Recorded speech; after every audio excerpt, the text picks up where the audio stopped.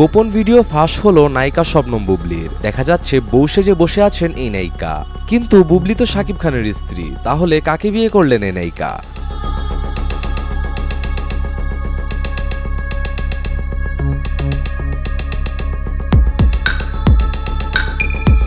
বুবলি অনেকদিন ধরেই শাকিবের ব্যাপারে কোনো কথা বলছে না। তাহলে কি আরেকটা বিয়ে করার প্ল্যানই ছিল বুবলির মাথায়? শাকিবের তৃতীয় বিয়ের আগে বুবলি তার বিয়ে সেরে ফেললেন, কিন্তু এই নায়িকা কাকে বিয়ে করলেন?